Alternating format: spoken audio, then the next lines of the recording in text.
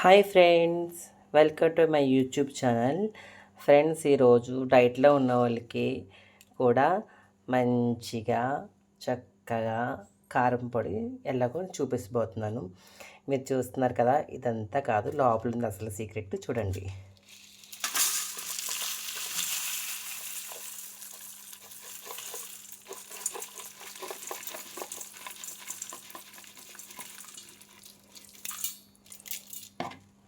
Friends, ఇవి ఎన్నుకుంటున్నారా?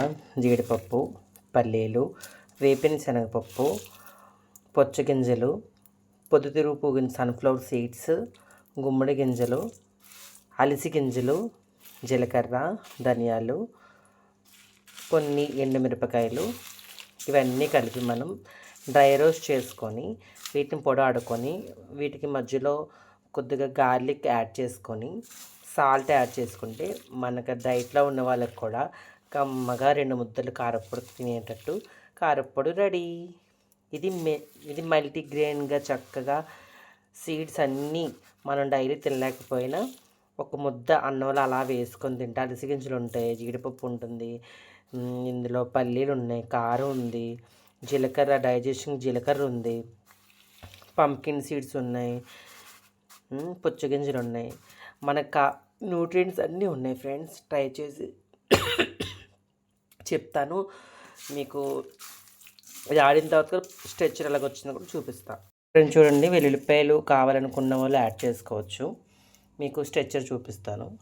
చూడండి ఎంత కమ్మగా స్మెల్, నిజంగా చెప్తున్నాను, ఎంత కమ్మగా వస్తుందండి స్మెల్, అంత కమ్మగా వస్తుంది. ప్రతిరోజు ఒక 2 ముద్దలకి, అన్నంలో కాదు, దోశల్లో కాదు, ఇడ్లీ పొడి ప్రతి దానికి యూజ్ చేసుకోవచ్చు. ఫ్రెండ్స్, అందరూ ట్రై చేయండి, ఖచ్చితంగా నచ్చుతుందని అనుకుంటున్నాను. నాకైతే నచ్చేటట్టుగానే వచ్చింది.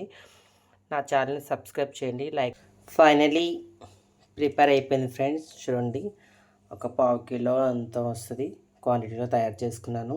ఇది నేను ఫ్రైస్ ఏమన్నా దొండకాయ, బెండకాయ ఫ్రైస్ ఏమైనా చేసుకున్నా ఫ్రైలో కూడా ఒక స్పూన్ వేసుకోవచ్చు. హెల్తీకి టేస్ట్.